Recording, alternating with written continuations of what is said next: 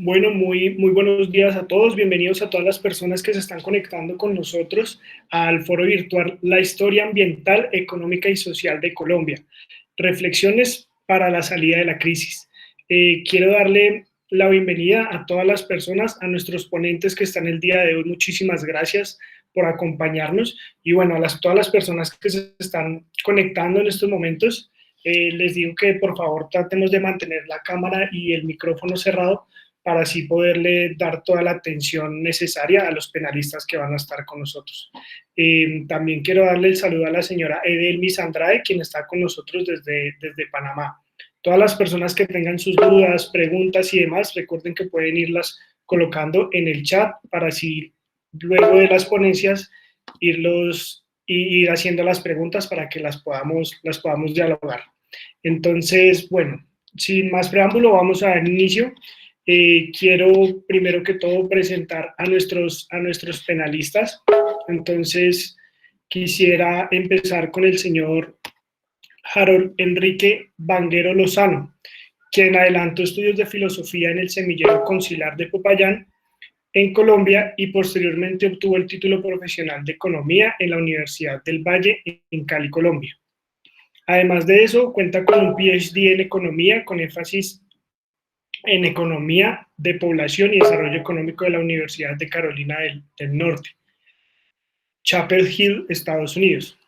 Desde entonces se ha desempeñado como profesor de las universidades del Valle, los Andes, la ICESI también, en la Universidad Santiago de Cali, el Instituto FES de Liderazgo y también de la Universidad Autónoma de Occidente en Colombia.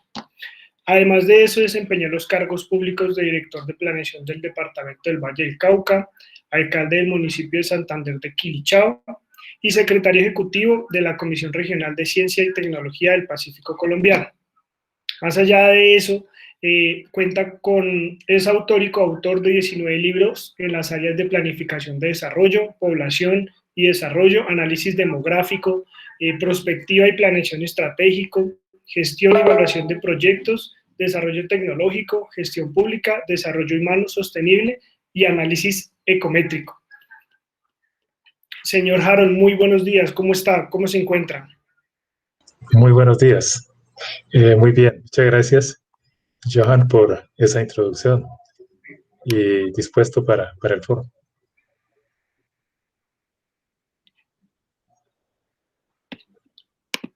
Perfecto, muchísimas gracias. Entonces, bueno, nuestro siguiente panelista que traemos a ustedes el día de hoy es el profesor Guillermo Hurtado, quien tiene un BA en Filosofía de Assumption College. También es economista de la Universidad de los Andes. También tiene un posgrado en Economía, un MIT en Planeación con la Universidad de las Naciones Unidas.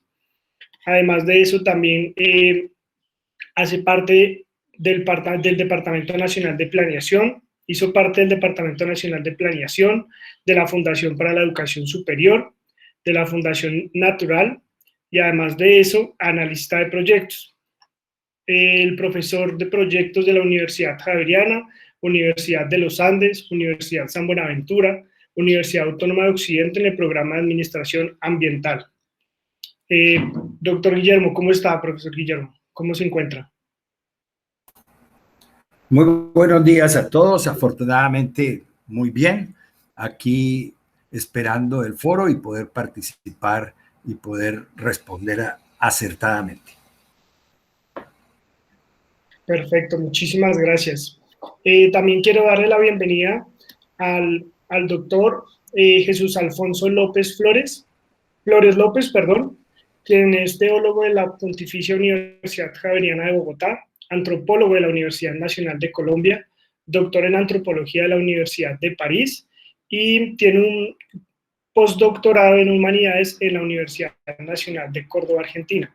Actualmente es el decano de la Facultad de Humanidades y Artes de la Universidad Autónoma de Occidente y también autor de varios libros, artículos y columnas de opinión. Doctor Jesús, ¿cómo está? Muy bien, muchas gracias por la invitación y muy dispuesto a escuchar, aprender en este diálogo tan interesante al cual hemos sido invitados. Muchas gracias. Perfecto, muchísimas gracias.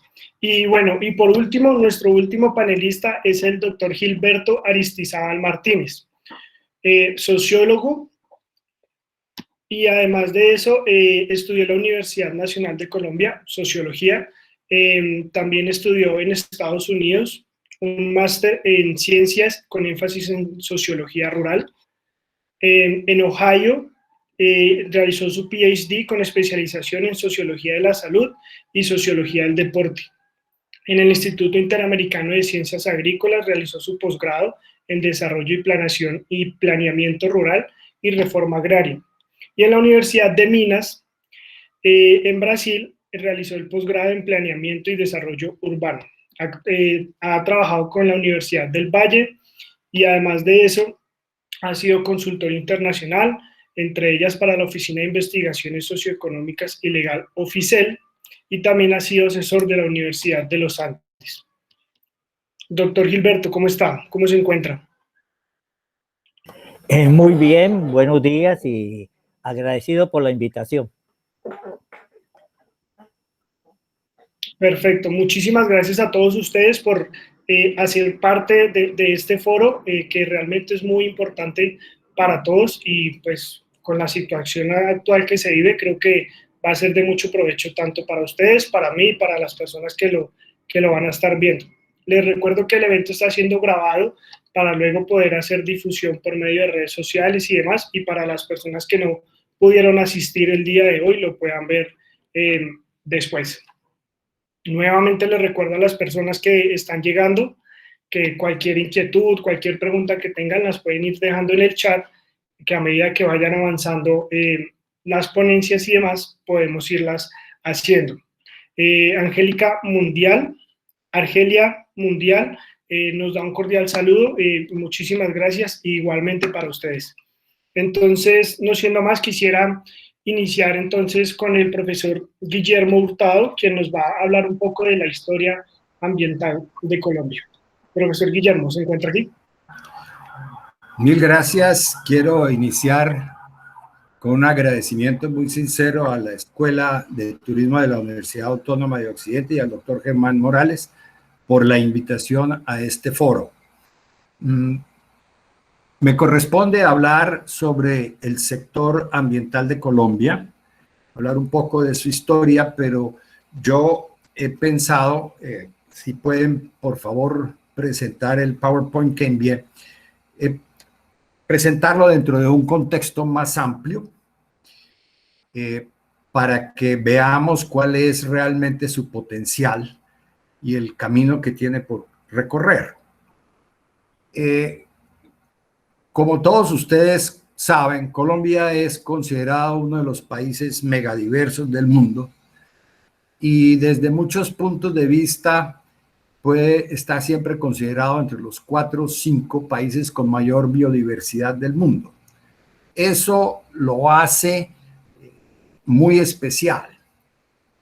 Los Andes tropicales, que son tan solo el 8% de las tierras emergidas, está considerado uno de los puntos más importantes para la biodiversidad del planeta.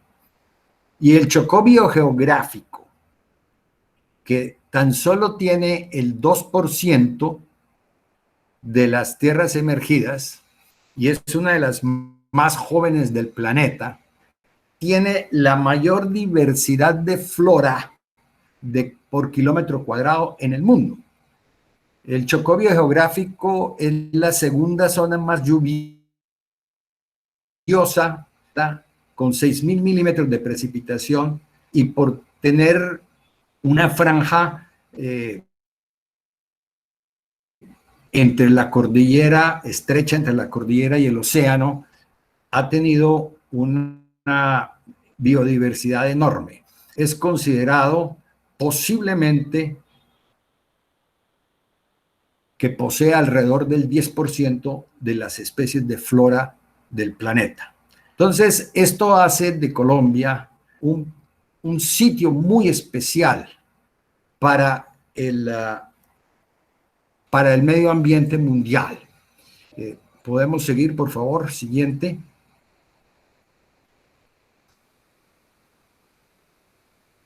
Podemos plantar que Colombia inicia su quehacer institucional de medio ambiente con la creación de la CBC en 1954.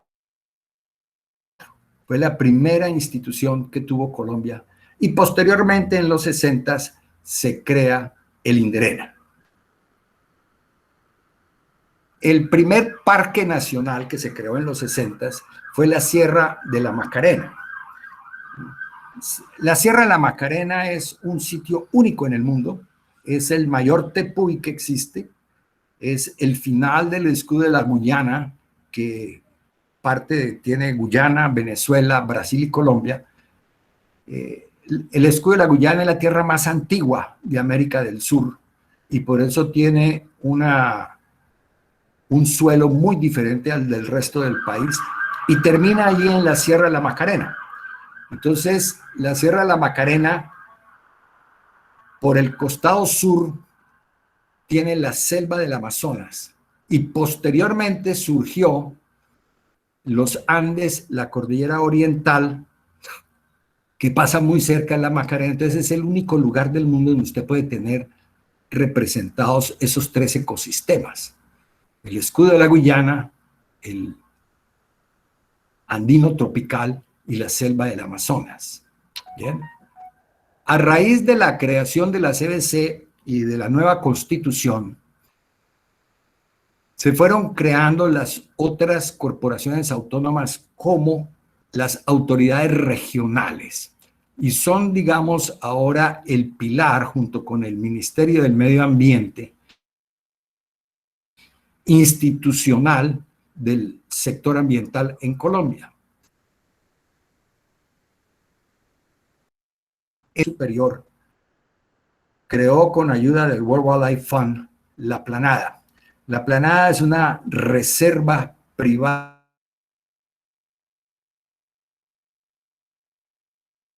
mitad de camino entre Túquerres y Nariño, y fue la primera reserva reconocida por el INDERENA, lo cual nos indica que desde hace unos 40 años ya casi, formalmente, y obviamente antes de la Planada también, el sector privado ha comenzado por iniciativa propia más que todo a preservar y a mejorar el medio ambiente en Colombia.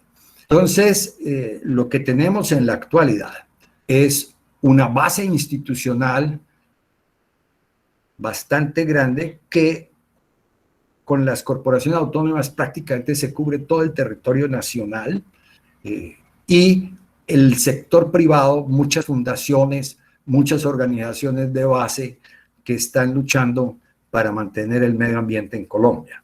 Esa es, digamos así, en 2 palabras, la base institucional, social que tenemos para el ambiente en nuestra patria.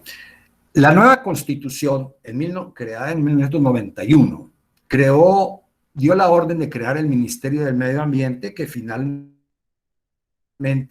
se logra en el 93 con la Ley 99. Y entre estos 2 años se hizo la reunión de Río de Janeiro 92, que es muy importante a nivel mundial, es histórica, por ser la primera vez que todas las naciones del mundo se reúnen a discutir un problema común, que fue el cambio climático. Y en la Agenda 21, que fue lo que se acordó en esa reunión, tiene 2 objetivos básicos: contrarrestar el cambio climático, que como ustedes saben es el aceleramiento de la temperatura del planeta. Hace unos 60.000 años, 65.000 años, se termina la era glacial y comienza una era de calentamiento, y cuando termina la era glacial, la temperatura del planeta era aproximadamente 8.6 grados centígrados. y 60.000 años después es de 14.4. Lo que estamos esperando es que en el transcurso de este siglo le aumentemos 2 grados. Ese es, digamos, el primer objetivo de Río de Janeiro. Luego dijeron y se acordó que para ayudar a preservar el planeta era indispensable acabar con la pobreza del mismo. Y detrás de esto, como parte de lo que se acordó en Río de Janeiro, fue el principio de precaución. El principio de precaución es, para decirlo en 2 palabras, ante dudas de los efectos ambientales de A, B o C decisión, si hay dudas de esos efectos, por precaución se debe parar esa iniciativa hasta tanto no se conozcan cuáles son los efectos. Traigo a colación estos 3 puntos porque Colombia es signataria del Acuerdo de Río de Janeiro y tiene la obligación de cumplir este acuerdo internacional. Y como veremos, hay algunas cosas que nos preocupa un poco en el contexto actual. Por favor, siguiente.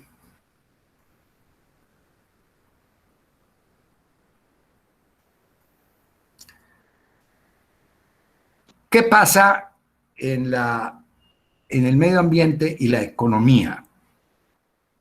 ¿Cómo podemos o cómo se unen estos 2 sectores? Con la caída del muro de Berlín en 1989 y la disolución de la Unión Soviética en 1991, el neoliberalismo, que ya venía trabajando en eso, lanza la globalización. El capitalismo se vuelve casi que universal como sistema único económico en el mundo y ha llevado estos, digámoslo así, 30 años de neoliberalismo a ultranza, una enorme concentración del ingreso a nivel mundial. Hoy se dice fácilmente que el 10% de la población del mundo tiene más del 80% del Producto Interno Bruto del mundo. Las cifras cambian un poco y eso nos hace pensar que el coeficiente de Gini, que es el coeficiente con que se mide la concentración del ingreso en Colombia, es 0.53 o 0.57. Hay datos no muy exactos, pero es alrededor de eso. Y entre más alto se atienda a 1, la concentración es mucho mayor. Latinoamérica tiene el peor índice de concentración del ingreso del mundo y Colombia está considerado el segundo país latinoamericano de mayor concentración del ingreso. Y está entre los 10 primeros más concentrados en el mundo. Hay autores que le dan un puesto 7º. Entonces, la globalización en gran parte y este capitalismo como se ha desarrollado en las últimas décadas ha concentrado el ingreso mundial y Colombia muy especialmente se ha concentrado. Obviamente detrás de la concentración del ingreso en Colombia también está la concentración de la tierra en el país. Hay otras desigualdades económicas en Colombia. Tenemos territorios donde la presencia del Estado es muy escasa. No tienen energía eléctrica, no hay vías de comunicación, el sector de la educación y el sector de la salud son muy precarios.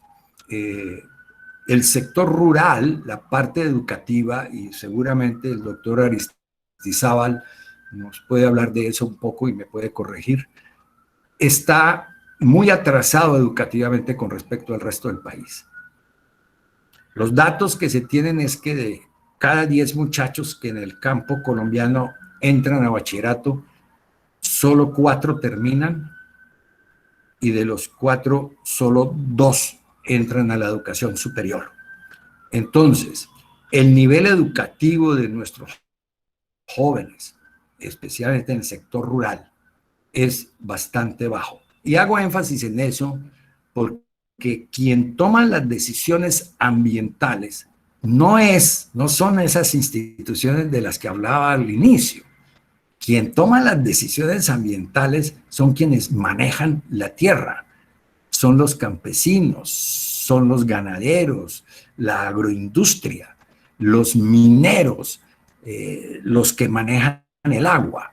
Entonces, es esas personas que necesitamos que tengan una enorme capacitación y una sensibilidad ambiental muy importante para que sus decisiones no afecten el medio ambiente colombiano. Lo otro que el neoliberalismo ha traído es altos niveles de desempleo. Evidentemente, Colombia venía haciendo algunos esfuerzos, pero siempre hemos tenido un nivel de desempleo muy alto, especialmente en el campo y obviamente en algunos de las zonas más deprimidas de las ciudades. Bien, esas dos cosas han hecho que la pobreza en Colombia siga siendo muy alta. Las cifras que acaba de dar el director del DANE es que la pobreza en Colombia llega a más o menos 21 millones de personas. ¿Qué quiere decir pobreza? El dato internacional es que se considera pobre la persona que vive con $4 o menos al día. Es decir, un colombiano que se gana 15,000 pesos diarios es considerado una persona pobre. ¿Bien?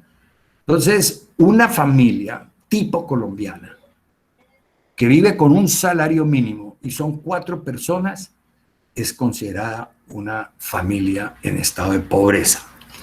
Siga, por favor.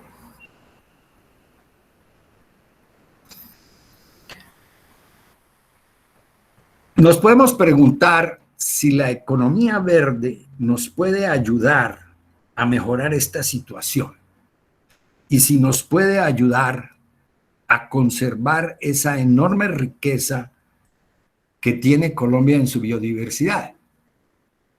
El concepto de economía verde ha evolucionado mucho en las últimas 4 décadas. Comenzó, inicialmente hablábamos de producción más limpia, o sea, mejorar algunos procesos ambientales de producción para no dañar el ambiente.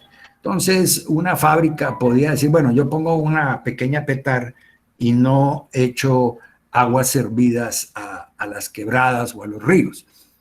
Obviamente, eso es bueno y eso es positivo, pero no es suficiente.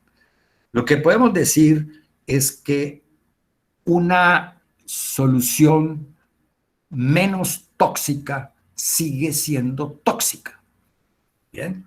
Entonces, la idea hoy en día es que podamos tener una producción que definitivamente no le haga daño al planeta y que podamos utilizar el 100% de las materias primas y de los elementos que intervienen en esa producción.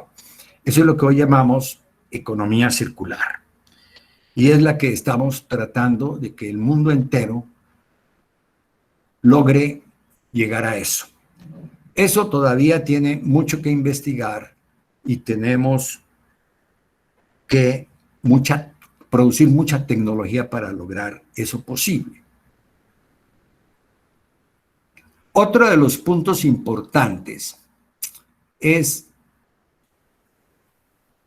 cómo tomamos las decisiones de asignación de recursos en nuestra sociedad. En casi todo el mundo, y en Colombia obviamente no es ninguna excepción, se hace análisis beneficio-costo.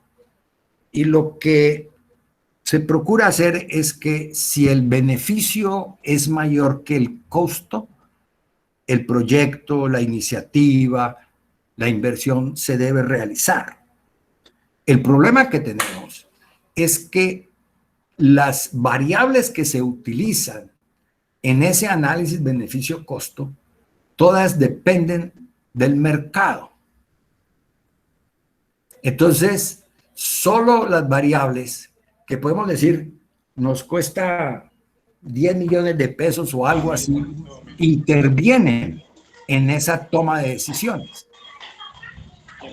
Cuando miramos,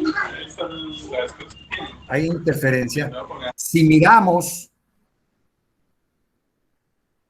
el bienestar de la sociedad, el bienestar del planeta, no solo lo que está en el mercado se debe tener en cuenta para toma de decisiones.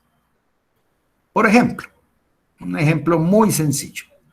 En ninguna función de producción, en ninguna función de costos está el oxígeno que quema la caldera, porque el oxígeno es un bien libre que no tiene mercado. Entonces, no tiene el costo de dañar la atmósfera, el costo de acabar con algunas especies, el costo de contaminar las aguas. En muchísimos casos no se tiene en cuenta para la toma de decisiones. Lo que estamos tratando de hacer ahora es cómo podemos valorar algunos de estos efectos y para poder introducirlos en el análisis beneficio-costo, para que sea un análisis beneficio-costo no solo de dinero, sino, repito, de bienestar de la sociedad. Y de esa manera tendríamos que pensar, por ejemplo, ahora que se habla del fracking, que hablamos de la explotación del oro. Qué pena, últimos 5 minutos, muchísimas gracias. Ya vamos a terminar. El fracking, Santurbán, por ejemplo, el oro de Santurbán. ¿Cuáles son los efectos reales de esas acciones ambientales? Si no los tenemos claros por el principio de precaución, se deben aplazar hasta tanto no tengamos seguridad que no son dañinas nocivas. ¿Cuáles son las oportunidades del sector ambiental dentro del contexto nacional? Colombia tiene 72 millones de hectáreas de vocación forestal y tenemos alrededor unas 41 millones todavía y hay unas 30, más de 20 millones que están en ganadería extensiva. Si logramos conservar, mejorar parte de las que se han perdido y conservar unos 60 millones de hectáreas, eso implica que podríamos estar captando 1.800 millones de toneladas de CO2 al año, que son aproximadamente el 1,5% de las emisiones totales de CO2 que enviamos a la atmósfera. Y si negociamos eso con certificados, bonos o por pagos de servicios ambientales, Colombia podría estar recibiendo 7.500 millones de dólares al año aproximadamente. También tenemos cosas como turismo de naturaleza, que genera gran cantidad de empleo, genera divisas al recibir por esta biodiversidad. La gente está dispuesta hoy en día a conocer nuestras aves, nuestros paisajes, nuestras cosas únicas, y sobre todo tendríamos una ocupación pacífica del territorio. Y esto para Colombia es absolutamente indispensable, que podamos tener paz en el territorio. Ese es un contexto muy rápido de cómo el medio ambiente puede ayudar a solucionar muchos de los problemas que tenemos en el país en este momento. Muchas gracias.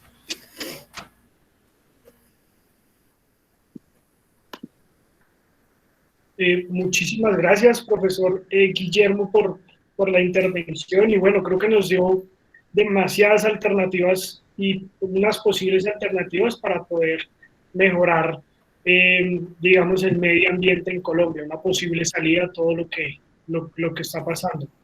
De nuevo, para las personas que se han ido conectando, quiero comentarles que pueden ir dejando sus preguntas en el chat y nosotros las vamos a ir respondiendo a medida que vaya avanzando el foro. También quiero aprovechar el espacio para darle un saludo a las personas que están saludando a nuestros panelistas y bueno, quisiera, por el lado del municipio de Argelia, nos están dando unos muy buenos días y un saludo desde la alcaldía y la oficina de turismo del municipio de Argelia Valle. La señora Marta Loaiza también nos da un fuerte abrazo y un fuerte saludo por parte del Consejo Departamental de Voluntariado Antioqueño. Por parte de Julio Sturz, felicidades a la Universidad Autónoma de Occidente por sus exitosos webinars. Ha sido participante de ello. Y por último a la señora Ana Clarisa Ruiz, quien también nos está acompañando en este momento y los felicita por la presentación.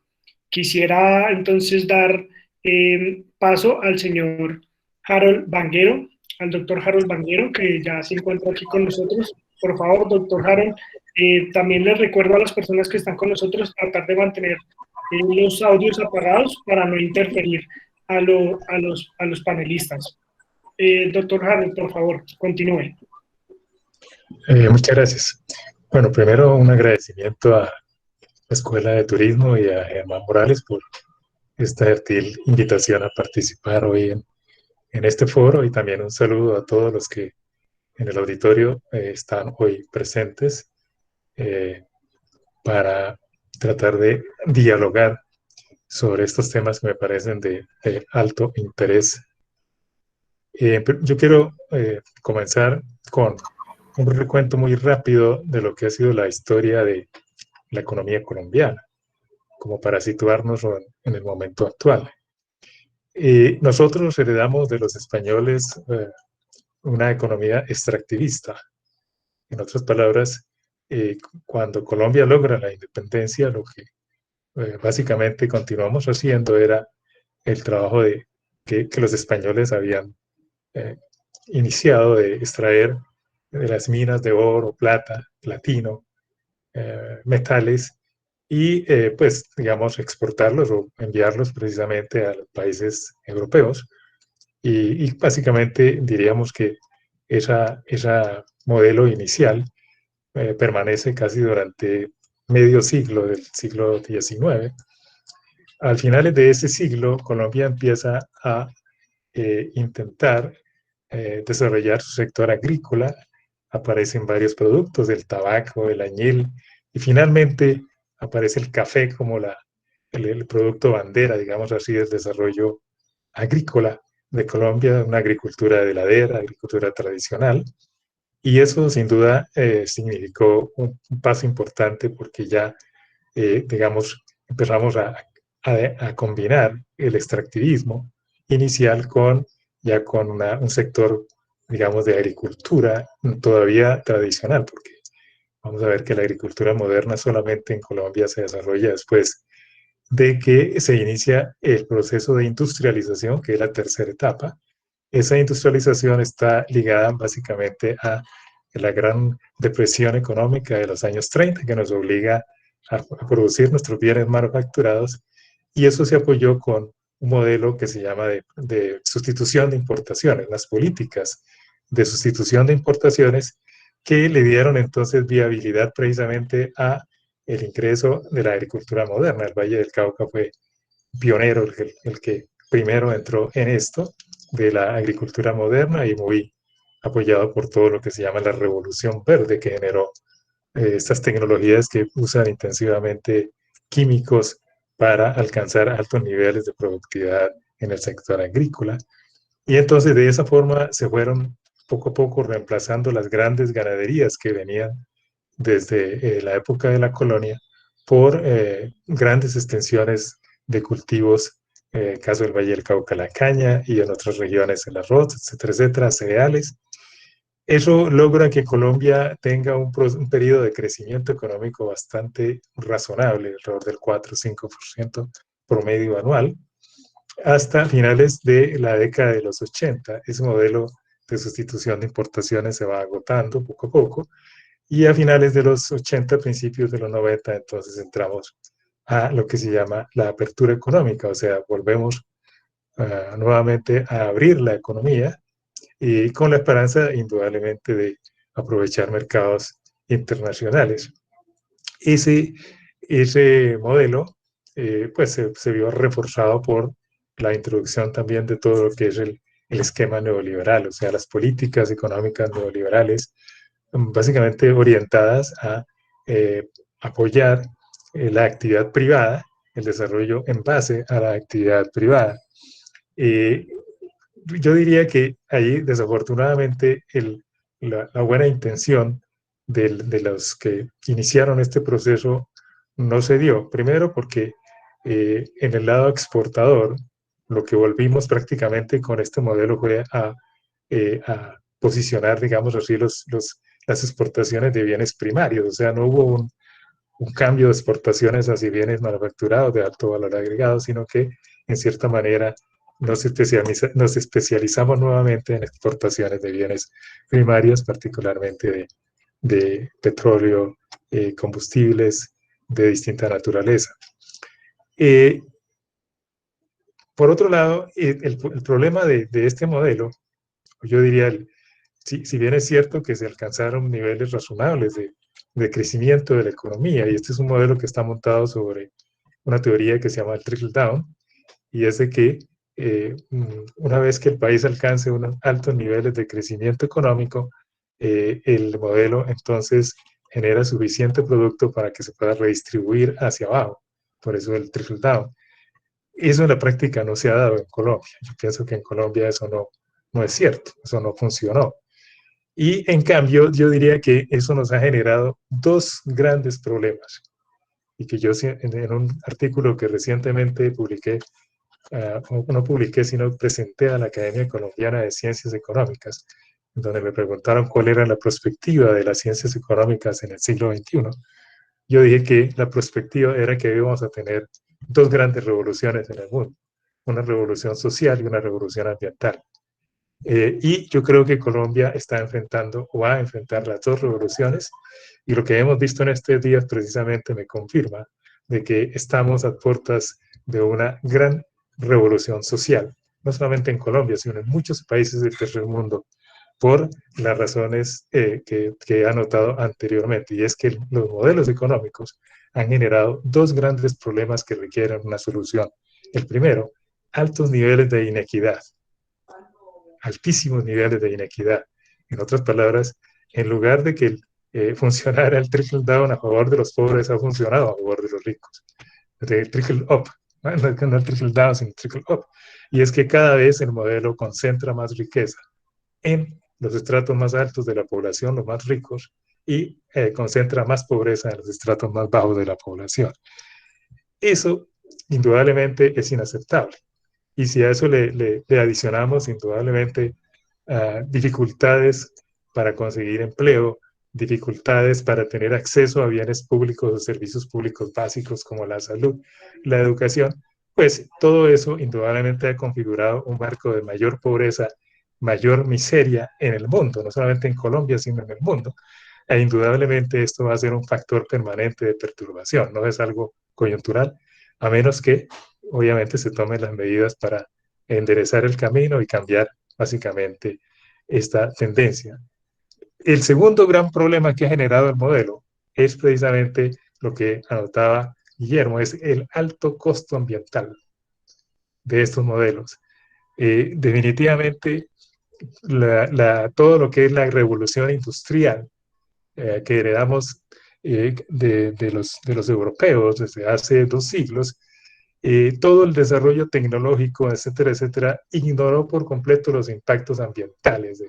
Entonces logramos altos crecimientos de la producción, pero a costa de una destrucción muy tremenda del ambiente. Eso se refleja, por ejemplo, en deforestaciones muy altas, se refleja en el uso masivo de energéticos que son altamente contaminantes, todos los combustibles fósiles, se refleja en el deterioro de los suelos por el uso intensivo de químicos, tanto para fertilizar como para controlar plagas, y se refleja en un alto nivel de polución por la mala disposición de los residuos sólidos, líquidos y gaseosos. Eso no solamente a nivel Colombia, sino a nivel mundial. Entonces son dos grandes problemas que, pienso yo, tendrán que ser corregidos en este siglo, en el siglo XXI, so pena de que terminemos prácticamente destruyendo el planeta y destruyendo la especie humana, algo que sería lamentable, indudablemente, de que pasara. Yo confío todavía en la racionalidad de los dirigentes, en el sentido de llegar a un punto en donde sean primero conscientes de lo que está pasando y en segundo lugar sean capaces, como lo dice Stiglitz, sean capaces de adoptar nuevas políticas, en este caso políticas económicas que permitan cambiar el rumbo y la historia económica mundial. Y eso es el gran desafío del siglo XXI. Para aquellos interesados en este tema, le voy a enviar a Germán el link del último libro que acabo de publicar con la Academia Colombiana de Ciencias Económicas. Se llama Crecimiento Económico Sostenible, el desafío del siglo XXI. Muchas gracias por permitirme esta intervención y quedo pendiente de la segunda parte, es qué hacer para resolver este problema, porque tengo una propuesta muy precisa y muy concreta. Muchas gracias. Muchísimas gracias, doctor Harold Vanguero. Y bueno, sí, realmente es un aporte grandísimo y por mi parte me gustaría escuchar la segunda parte más adelante. Esperemos que se puedan crear estos más espacios como este para poder dialogar referente tanto a la historia de Colombia como a las posibles soluciones a los problemas. La señora Marta Patricia Bolívar Cotes nos envía grandes saludos. También tenemos a la señora Ana Ateortúa, que también les da muchísimos saludos. La señora Ana Clarisa Ruiz Quintero, un cordial saludo desde la Corporación Ecoturística El Bayano. Ana Clarisa, un gran saludo. Y por último tenemos también al señor Diego Julián Giraldo, quien nos escribe desde Argelia Valle, el Palacio de la Cordillera. Un abrazo, Diego, y bueno, muchísimas gracias a todas las personas que se han ido conectando. Recuerden que las preguntas que tengan las pueden ir dejando en el chat. Para más adelante tendremos un pequeño diálogo entre los panelistas. Y quisiera entonces darle entrada al doctor Gilberto Aristizábal, que nos va a contar un poco de la historia y la estructura social de Colombia. Doctor Gilberto, por favor. Buenos días. Buenos días. Agradezco la invitación y a las personas que están pendientes de este foro.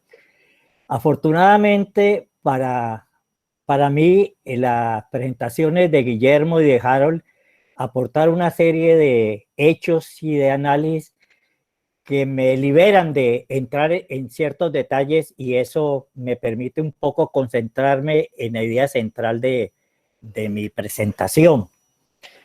Para iniciar, quiero poner, digamos, sobre la mesa 3 ideas que son guías del análisis. La primera idea se refiere a que el hecho económico no es un hecho aislado. Y realmente lo que dijo Harold, lo que dijo Guillermo, confirman esta idea. El hecho económico tiene repercusiones en la vida política y social de la sociedad. Y a la vez, los hechos políticos y sociales tienen repercusiones e influencias sobre lo económico.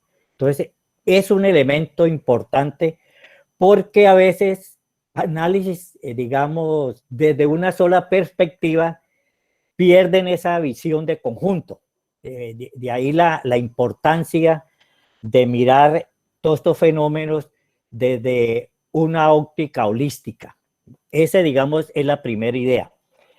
La segunda idea, y que es guía también para el análisis de muchas situaciones, se refiere a que no podemos entender todos estos problemas, inclusive la crisis que estamos viviendo, si no entendemos un concepto fundamental de la economía que se refiere al proceso de producción de excedentes, de producción de riqueza y la apropiación que se hace de ese excedente y de esa riqueza.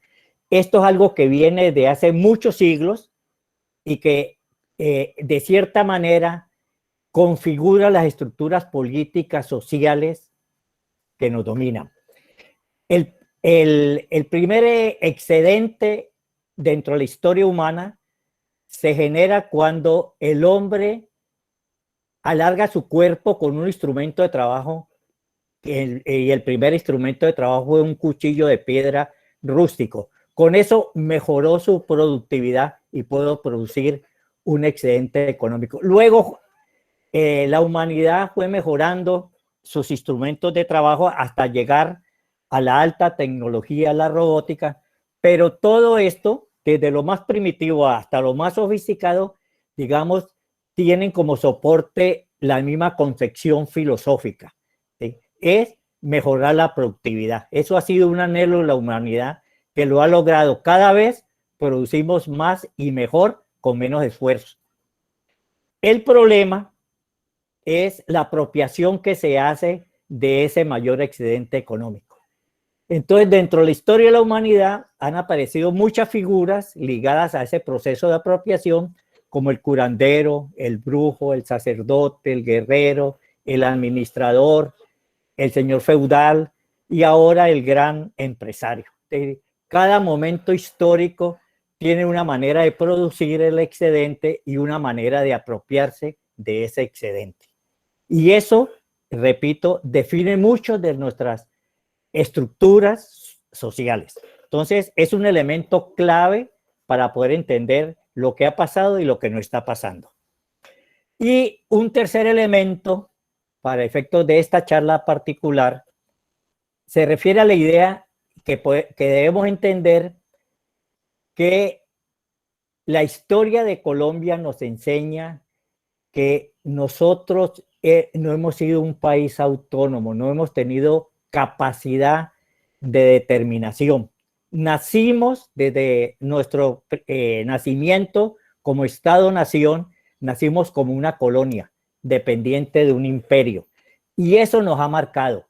Desde un principio, ese hecho histórico nos, digamos, configuró toda una estructura económica, social y política que todavía nos sigue marcando y definiendo nuestros caminos.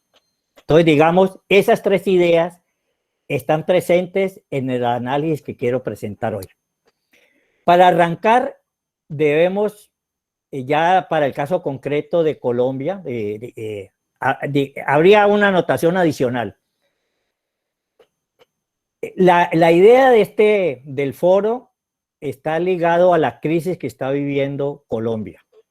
Y la idea es que los panelistas hagamos una reflexión sobre las causas y pensemos un poco en posibles soluciones para salir de esta crisis que estamos viviendo. Quiero, digamos, empezar la reflexión con la idea que la crisis que estamos viviendo en Colombia no es única. Esta crisis la están viviendo muchos países en el mundo de distintas maneras según las particularidades de cada país, pero no es una crisis propia de Colombia. Repito, es una crisis que está generada por los elementos que Guillermo y Harold nos expusieron, todo el problema de un modelo económico depredador. Entonces, digamos, todos, donde ha operado ese modelo económico que ha generado una estructura social, se están viviendo estas crisis. Cada país la vive de acuerdo a sus propias características. Entonces, digamos, es otra idea, digamos, central que nos debe guiar.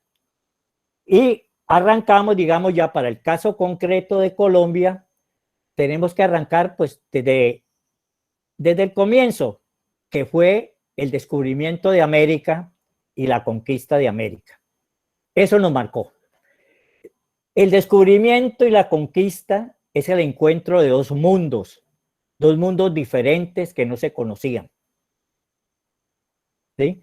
Europa, que tenía su propio proceso de desarrollo, y América, que también tenía sus propios procesos. Y tenían estructuras económicas, sociales totalmente diferentes.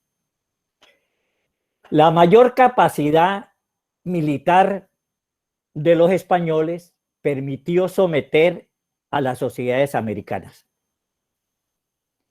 y construir toda una estructura social y política, ¿sí?, dentro de la cual, en este caso concreto, España se convierte en el país líder, en la metrópoli que domina y somete a los países conquistados y dominados. Recuerden bien que cuando el conquistador pisaba tierra, tomaba posesión de esa tierra en nombre del rey de España y con la bendición del Papa.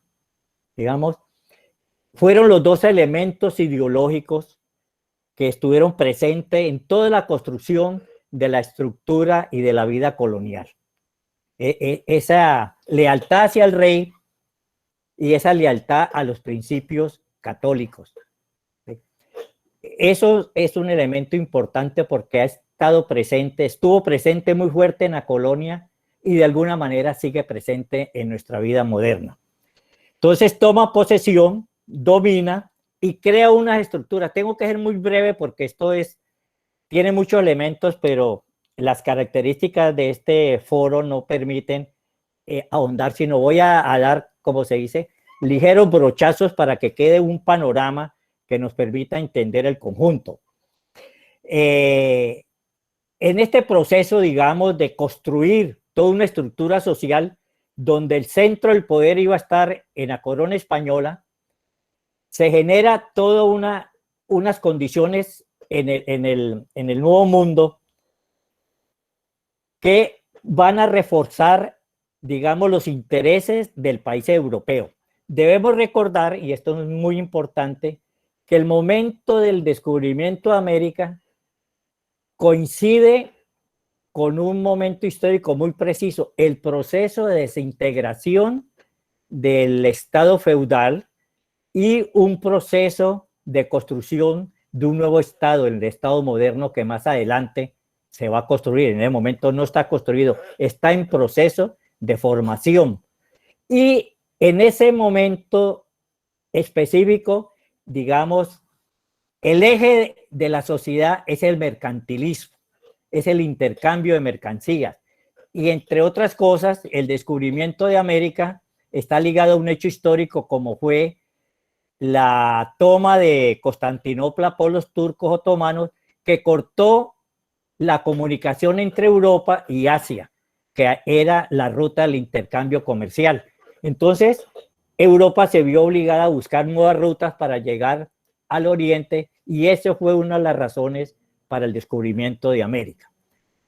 Logrado el descubrimiento y dominado e imponiendo el dominio español, empiezan a construirse, digamos, unas instituciones para poder articular estas naciones sometidas a los intereses de la metrópoli de España.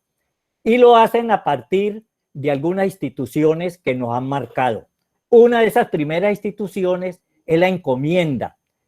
La encomienda, en el fondo, es un sistema tributario mediante el cual un sujeto llamado encomendero se apropia de la producción de unos sujetos que los indígenas que son denominados encomendados. A partir de esa figura y con un soporte jurídico empieza a darse esa apropiación de la riqueza creada por el indígena, que era productos agrícolas y el oro, como lo expresó muy bien Harold, y el encomendero tenía que entregarle parte de lo recibido a la corona española porque el sostenimiento del imperio era muy costoso y se sostuvo gracias a todo un sistema tributario que la corona le impuso a las colonias.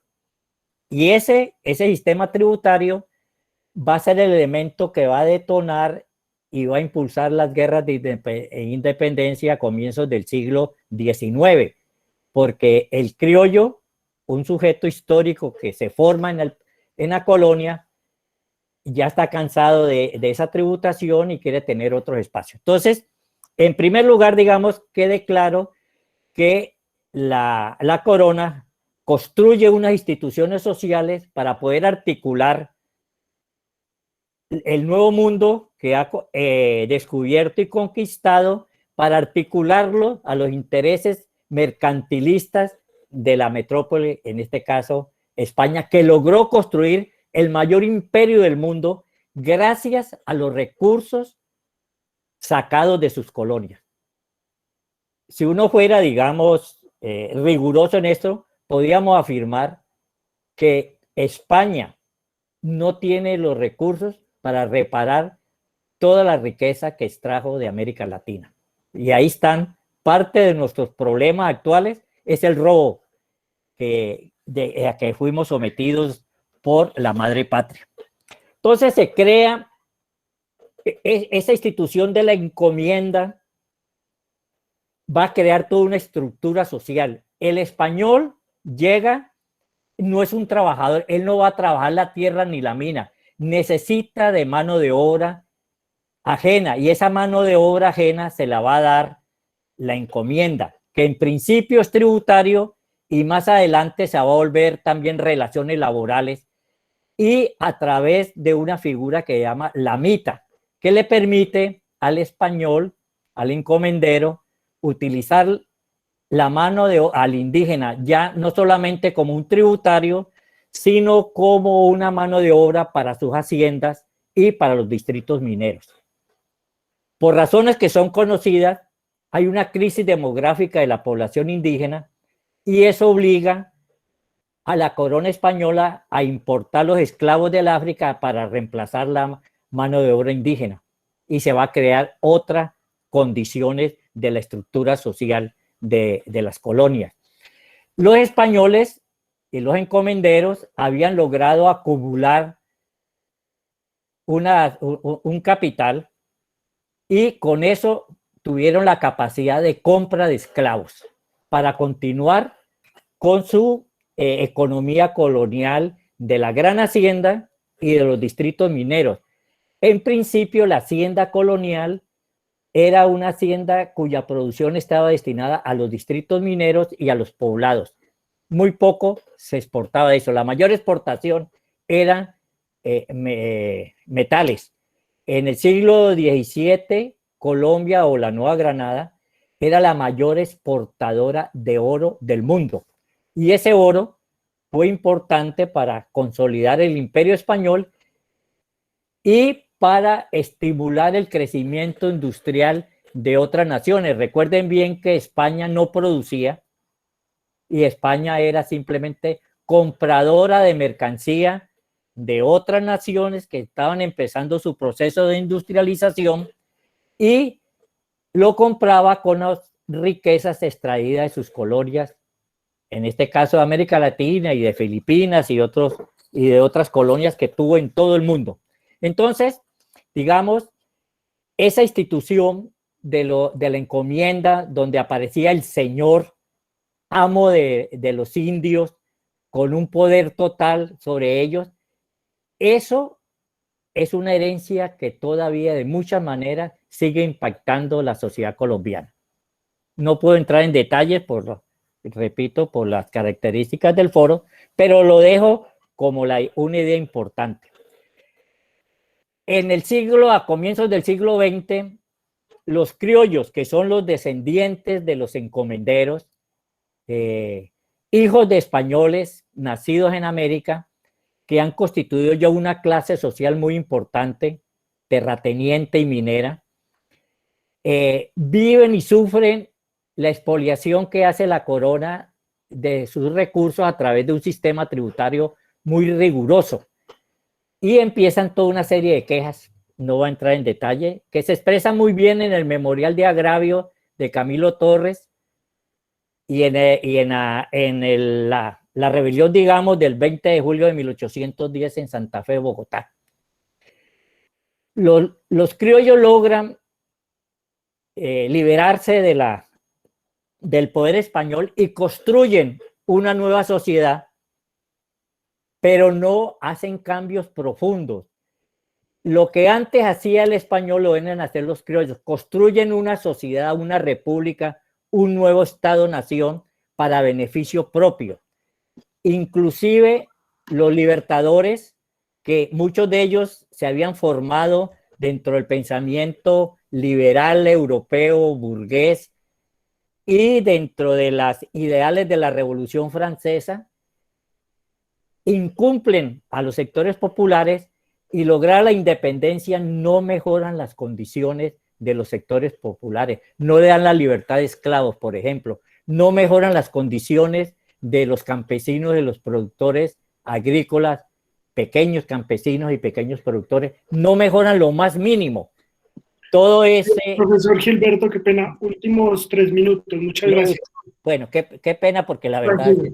Entonces, digamos, la situación no mejora, pasamos al siglo XX para dar un salto grande. Hay unos intentos con la revolución liberal de López Pumarejo en los años 30 del siglo XX, y hay un intento de hacer una reforma agraria con la ley 200 del 36 para mejorar las condiciones del campesinado, cosa que no se logra porque es una reforma a 10 años vista, y para que el que tuviera tierra y no la cultivara le iba a perder. Entonces el terrateniente tuvo la oportunidad de no ponerla a producir, sino desalojar de sus predios a los campesinos que tenían unas tenencias muy precarias. Y ahí empieza un primer proceso de desalojo del campesino de su tierra, que se va a agravar en los años 50 con la violencia política, que va a ser otro momento del gran desalojo del campesino y migración a la ciudad, que le va a proveer mano de obra importante para el proceso de industrialización que empieza a gestarse hacia los años 50, después de la Segunda Guerra Mundial. Elementos que Harold también tocó también muy a la ligera, pero que son muy importantes poderlos entender. Digamos, ese proceso de los años 30 a los 80 que Harold explicó, se da dentro de un concepto, dentro de una concepción de Estado que es el Estado intervencionista, el Estado keynesiano, ¿sí? Que fue muy importante en Estados Unidos para dinamizar la economía, elevarlo a un nivel nunca conocido, y de alguna manera el tercer mundo, el mundo subdesarrollado, se benefició porque hubo una articulación que permitió un proceso de modernización. Ya Harold hablaba de la modernización de la producción agrícola, de la alta tecnología que se incorporó, y la llegada de muchas empresas, primero dentro del esquema, digamos, que la CEPAL planteó de la sustitución de importaciones. Esto hace crisis hacia los años 80 y viene todo el consenso de Washington y el neoliberalismo que ha agudizado todos los problemas. Lo que estamos viendo hoy en día, para resumir, son una acumulación de problemas que no han sido resueltos. Y eso es lo que estamos viviendo y eso es lo que tenemos que resolver. Digamos, tendría muchas cosas que decir, pero las condiciones de tiempo no lo permiten, pero remato diciendo eso. Todos los intentos de cambio no han servido. Cada vez más grandes poblaciones de la población, como lo señalaba Guillermo con su estadística, la concentración de la riqueza, el crecimiento de la pobreza, el no tener los servicios básicos, toda una serie de problemas sociales no se han resuelto, y eso es lo que está llevando a grandes masas de la población a gritar, a salir a las calles, a protestar y a solicitar un cambio profundo de su situación. Es una situación que no aguanta más. Ya, con eso termino mi intervención. Perfecto, doctor Gilberto Aristizábal, muchísimas gracias por su intervención y bueno, lo invito a que esperemos a escuchar la última intervención y les tengo una pregunta para todos. Quisiera entonces darle por favor la bienvenida al doctor Jesús Alfonso Flores, quien nos va a contar un poco del contexto histórico de la paz y la reconciliación en Colombia. Muchas gracias. En particular como dije al comienzo, por esta invitación a este evento, que a todas luces creo nos abre muchas perspectivas para el análisis de lo que está aconteciendo y agradecer las exposiciones anteriores, porque en realidad todo esto es como dicen muchos de los pueblos indígenas, es un tejido. Y tenemos que hilar una cosa con la otra para poderla situar en este marco de paz, porque nos planteaba muy bien el profesor Guillermo sobre la oferta, como algunos llaman, la oferta ambiental o esa capacidad ambiental que tiene ese territorio, cruzado con esas intervenciones económicas, pues nos llevan que presentaba el profesor Harold, pues que nos lleva a todo el resultado en el que como lo ubica el profesor Gilberto, qué instituciones se han configurado, se han conformado desde el proceso colonial hasta el presente, les dan llegamos a este punto. En ese contexto, pues yo quisiera hablar de la paz en Colombia. Todos sabemos, se nos ha convertido en un conflicto. Hablar de la paz se vuelve conflictivo. Y esa es una primera característica que quisiera señalar. Porque algo que debería estar convocando a toda una sociedad, que es construir un proceso de paz, lo que hizo o lo que ha generado, por la manera como se hizo, por las razones como están, que trataré de abordarlas. Pero lo cierto es que este proceso de construcción de paz, en concreto con las FARC, pues se nos volvió un problema de conflictividad en el país, en la medida en que siempre, o desde el comienzo, se generaron oposiciones a ese proceso. Pero esas oposiciones vienen fundamentadas en una visión, o sea, eso no fueron oposiciones caprichosas en el entendido de que no tenían argumento, sino que se basa en un argumento que es interesante analizar, y era el argumento de decir que en Colombia no había conflicto armado. Fue el argumento de la negación del conflicto que estructuró el periodo del gobierno del señor Uribe durante el 2002 al 2010. Y si por lo tanto no hay conflicto armado, sino lo que hay es una amenaza terrorista, en sus palabras, no corresponde ningún proceso de paz. Lo que correspondería es un proceso de persecución, sometimiento a la justicia, pero no ningún acuerdo de diálogo, de paz. Y esas dos visiones pues nos tienen en jaque, porque mientras los que consideran que si hay que hacer un acuerdo de paz, pues partían de la premisa de que efectivamente había que reconocer la existencia de un conflicto armado, el cual no había podido ser resuelto por la acción del Estado en su legalidad, y que por lo tanto, desde el punto de vista militar, y que por lo tanto tendría que abrirse a un proceso de solución política. Esa premisa es muy importante tenerla presente, y por eso hoy seguimos enfrascados en ello, en la medida en que se sigue sosteniendo ese argumento sin manifestarlo, arropado ahora bajo un concepto del actual gobierno que llama de paz con legalidad, para decir que las paces que hay que seguir tramitando o las posibles diálogos con el grupo guerrillero que aún subsiste, pues tienen que basarse bajo esa misma lógica de prácticamente exigirle dejar de ser delincuente para poder dialogar, y lo que justamente se necesita es un diálogo para terminar con esas expresiones delictivas en la medida que el Estado pues, no ha podido superar. Pero digamos como que ese es el punto de partida o de la problemática frente al tema de paz. ¿Por qué nos volvemos o por qué ese torno tan complejo llegar a un consenso de construir la paz? Y obviamente detrás de eso pues hay situaciones que enredan todo el asunto. Pero para llegar allá, a esa explicación, quisiera retomar la conversa que empezó el profesor Gilberto en la parte histórica.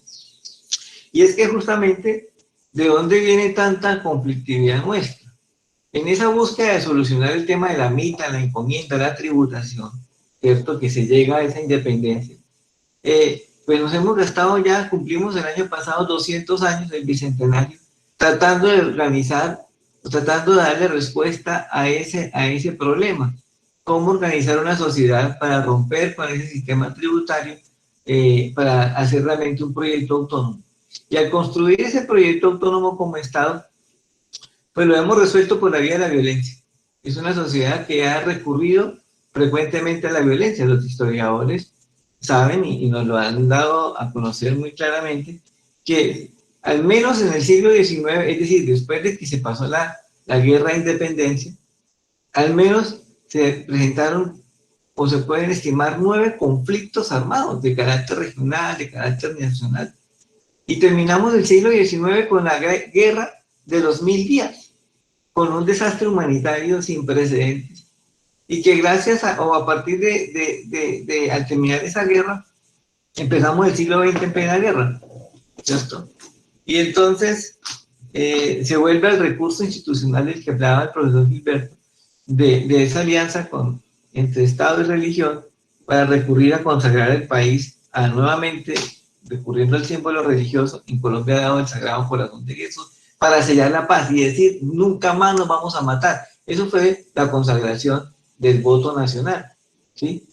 Y efectivamente ese fue el gran arrepentimiento, porque fue tan grave la guerra de los 1000 días que tenemos que reconciliarnos, buscar la paz. Pero esas guerras estaban relacionadas siempre con cómo organizamos el Estado, ¿cierto? ¿Cómo lo organizamos? Y segundo, ¿cómo accedemos a las tierras? Son las dos grandes preguntas que han acompañado. Y se estimaba que al terminar la guerra de los 1000 días, podríamos pasar a un ciclo de la modernidad a construir una sociedad que realmente pudiera hacer las cosas mejor. Pero el siglo XX, todos sabemos, no concluyó con eso. El siglo XX volvió y concluyó con un conflicto armado de altas proporciones y empezamos el siglo XXI con el mismo conflicto armado. Es decir, estamos atravesando un periodo de definir cómo construimos el Estado, porque muchos de los que han declarado la acción armada como búsqueda de la solución han partido de la premisa de la exclusión política. Es decir, que en Colombia no hay realmente espacios para la participación política. Así, la década de los años 40 y 50, que nuestros abuelos o nuestros padres, según la edad que tengamos, ¿sí?, la calificaron como la época de la violencia, esa gran matanza entre liberales y conservadores, se sella con un pacto de paz en el año 57, con el plebiscito de 57, se sella con un pacto de paz. Y ese pacto de paz, ¿cómo se llamó? A nivel político, Frente Nacional. Es decir, el turno de gobierno entre liberales y conservadores, y muchos interpretaron, y así lo vivieron, que no fue un pacto de paz, sino un pacto de exclusión, porque quienes no estuviesen allí no podrían participar de manera efectiva. Por lo tanto, vino el nuevo ciclo de violencia, que es el que estamos todavía tratando de superar, que algunos la consideraron violencia revolucionaria, otros violencia subversiva, otros expresión de la Guerra Fría que se vivía en el continente, aquí en Colombia, entre comunistas y capitalistas, en fin, pero estamos tratando de hacer ese trance. Y en ese contexto es que yo considero, como muchos otros, y me uno de esos otros, debemos entender que Colombia viene tratando de pasar, de transformarse en un país que no recurra a las armas para poder hablar de política. ¿Y cuándo tomamos conciencia nuevamente? A partir del año 82. ¿Por qué? Porque es en ese periodo de gobierno, el de Belisario Betancur, que se empezó a decir en Colombia sí hay un conflicto armado, e incluso ese gobierno llega a afirmar que había razones objetivas para que existieran las guerrillas, para que existiera el conflicto armado. Por lo tanto, tendríamos que recurrir al diálogo. ¿Qué quiero decir con eso? Que desde el año en concreto, 83, hasta el presente, hemos estado buscando la paz para tratar de transformar esa última expresión de violencia que fue el fenómeno de las guerrillas de los años 60 hasta el presente. Y por lo menos hemos hecho 9 acuerdos de paz desde el 83 para acá. ¿Por qué? Porque proliferaron justamente el recurso a la acción armada para crecer, ejercer ese derecho de poder tener una mayor participación política. Y segundo, para poder acceder a las tierras. Todos sabemos que hoy, en pleno siglo XXI, somos uno de los países, si no estoy mal, el tercero, con mayor desigualdad en el mundo, justamente por el índice Gini, que es la concentración de la tierra. Y en ese contexto, pues tenemos que ubicar que el tema de la paz está vinculado como a esos dos grandes problemáticas, el tema de la paz en el contexto colombiano. Cómo resolver una amplia participación política y segundo, cómo recurrir a las tierras. Eso porque vimos que la naturaleza de ese conflicto fue originariamente rural y por eso la construcción de la paz actualmente se ha tratado de mirar que eso es un asunto de lo rural, ¿sí? Y que en lo urbano estaba un tanto lejano de ese conflicto.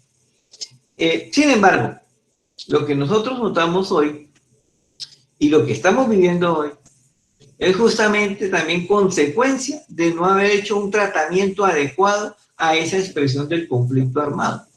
No digo que sea toda la razón, pero es una parte. ¿Por qué? Porque es que ese conflicto armado ha dejado unas cifras de víctimas realmente desastrosas, ¿sí? El registro de víctimas actual, ¿sí? el que tenemos presente, nos dice que al menos no, que están registradas 8.533.416 personas declaradas como víctimas del conflicto en el registro único de víctimas que tenemos, ¿sí? Y que de esas 8.533.000, hay 8.256.707 que son víctimas, son de esas mismas víctimas del desplazamiento forzado. Es decir, que muchas de las víctimas de ese conflicto terminaron siendo desplazadas en estos centros urbanos grandes. Cali es un ejemplo de él. Cali es el principal receptor del desplazamiento forzado, de esa guerra que se declara a ese territorio tan bonito que nos pintó Guillermo, de la gran biodiversidad del Pacífico, del Chocó geográfico, eso tan exuberante, pues ha sido el escenario de mayor agudeza en los últimos 25 años del conflicto armado. ¿Para qué? Para desterritorializar a los pueblos étnicos que habitan allí. ¿Y por qué? Por lo que decía Harold, porque se necesita integrar más y más al país a ese proyecto neoliberal y el Pacífico colombiano se torna simplemente un puente para acceder al gran comercio internacional. Entonces, se nos convirtió una guerra netamente en los últimos 25 años por la apropiación de territorios en función de ese capital y que además se introdujo en Colombia un fenómeno muy complejo que desestructuró la economía nacional desde finales de los años 70, empieza este proceso, o mediados de los años 70 empieza ese proceso, que es justamente cómo se fue incorporando más y más Colombia al fenómeno del narcotráfico. Y el narcotráfico pues permeó todo, permeó la institución pública, Cali, Medellín, ejemplos más que notorios, Bogotá, no sé, Harold como economista nos recordará cómo llegamos a crear en Colombia en los años 80 esa figura de la ventanilla siniestra del Banco de la República, para que entraran dólares a como diera lugar sin preguntar de dónde venían. Y entonces, ¿qué hicimos? Renunciar a cualquier tipo de principio moral, renunciar a cualquier tipo de principio ético, para entender que en la economía esta en el país es válido todo. Entonces tenemos hoy que entender que cuando estamos tratando de construir un proceso de paz, para no extender ni poder dar la idea completa, hoy se nos tiene que volver un problema de país. Se estaba pensando que ese era un problema de lo rural allá, pero resulta que es que las víctimas llegaron a las ciudades, y llegaron a las ciudades con una oferta prácticamente nula por esa crisis de exclusión que ya mencionaba el profesor Jaro, ¿cierto? Entonces tenemos que construir la paz y se nos vuelve el reto principal hoy para poder atender toda esta conflictividad, este estallido social, ¿sí?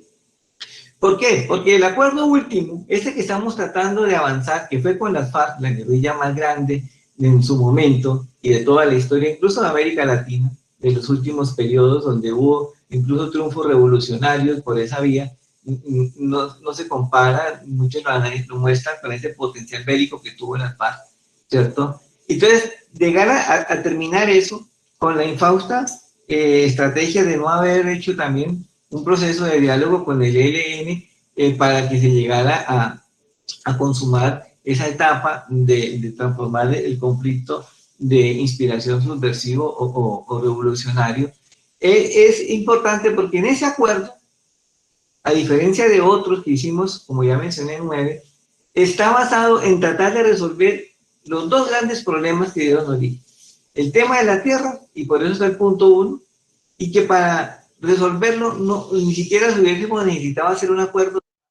El punto 1 lo que nos está diciendo es cumplamos las leyes y hagamos una nueva ley, cumplamos la Constitución que nos permite acceder a la tierra de quienes no la poseen, redistribuir un acceso de la concentración de la tierra que hay, que no permite que podamos en mejores condiciones. Y un punto 2, que es el de participación política, y que habría un escenario de participación política para territorios marginados que coincidían con territorios de mayor violencia.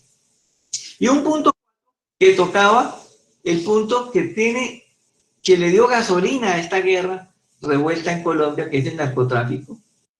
Generaba una estructura de podernos reconciliar si entrábamos a reconsiderar que el productor, el que está cultivando, no es el narcotraficante, no es el delincuente, se torna también víctima de ese recurso de economía ilegal a la que se recurrió para poder acceder a unos beneficios, sino que hay que pactar con ellos una sustitución de manera voluntaria y de manera organizada avanzar.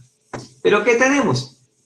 Tenemos un gran problema y ese se va a ser y sigue siendo el tema de los estallidos sociales en Colombia. Es el tema de la ruptura de confianza entre lo público y la sociedad.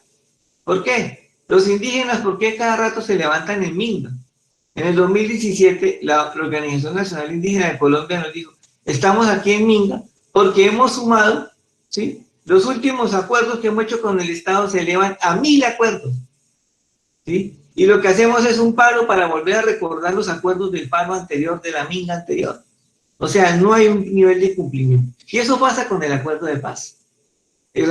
Un primer nivel de incumplimiento con el acuerdo de paz, tal vez lo que genera mayor preocupación para todos la sociedad, es que los firmantes de paz pues están siendo objeto nuevamente de persecución, ¿sí? Tenemos todos los datos, incluso la Jurisdicción Especial nos daba al 20 de abril que desde que se firmó la paz hasta el presente se han asesinado más de 900 líderes sociales, líderes relacionados con el tema de poder transformar el tema de la producción de la coca, líderes asociados con el tema de recuperar tierras o reclamantes de tierras, líderes asociados con nuevas iniciativas políticas, ¿sí? Y al 20 de abril, nos decía la Jurisdicción Especial de Paz, 276 excombatientes asesinados, que nos recuerdan las épocas de los años anteriores, de los antiguos acuerdos de paz. Recordemos todo, años 90, se firma la paz con el M-19, resultado inmediato, en un corto tiempo, asesinato en un avión del máximo comandante de ese grupo. Y así sucesivamente nos vamos hacia atrás, los años 50, no hay tiempo para ver que estamos siendo un país donde la palabra, el acuerdo, no tiene valor. Y ese es el gran peligro de lo que hoy nosotros podemos arriesgarnos a que firmemos un acuerdo en el paro nacional, un acuerdo que probablemente integre a esta juventud que rebosa más allá, todos lo han dicho, sabemos de las mediaciones institucionales para un acuerdo, pero que la capacidad de cumplimiento no nos permita avanzar. Entonces, con un nivel de incumplimiento, con un nivel de desconfianza, trabajar hacia la reconciliación se nos vuelve muy complejo. Tenemos, y finalizo con esto, en este acuerdo de paz, un sistema para todos los grandes estudiosos del derecho bastante ideal, que es la Jurisdicción Especial de Paz como justicia transicional, una comisión de la verdad para mirarnos históricamente como país y una unidad de búsqueda de un delito que Colombia duró mucho tiempo para reconocer, que es la desaparición forzada, ¿sí? Que finalmente se reconoce como delito, para buscar que, como dice el acuerdo de las víctimas, esas 8 millones y tantos se vuelvan el centro. Pero si eso no lo arropamos desde el punto de vista de la confianza, sino lo que hacemos es siempre generar más desconfianza, pues la reconciliación se nos va a demorar muchísimo tiempo. Yo creo que estamos en la oportunidad, primero, y concluyo con esas 3 ideas. Primero, de pensar el acuerdo de paz y la construcción de paz, lo que nos está volviendo a decir es, volvamos a lo que dijo el profesor Gilberto. ¿Cuál es nuestro origen? ¿Cómo queremos organizar este Estado? ¿Cómo ampliar la participación política? Segundo, miremos lo que nos planteaba Harold, la economía, desde las tierras, pero también desde la productividad que engloba lo urbano, ¿cierto? Y un tercero, una reconciliación que tiene que ir más allá de la víctima y el victimario para tocar el tema que nos planteó Guillermo. Es que tenemos que reconciliarnos con la madre tierra, es decir, como nos plantean los indígenas, tenemos que reconciliarnos con esa manera de entender la relación objetivada, mercantilizada de un territorio, de un espacio que de esa forma no nos permite tener futuro. Dejaría hasta ahí para Guillermo.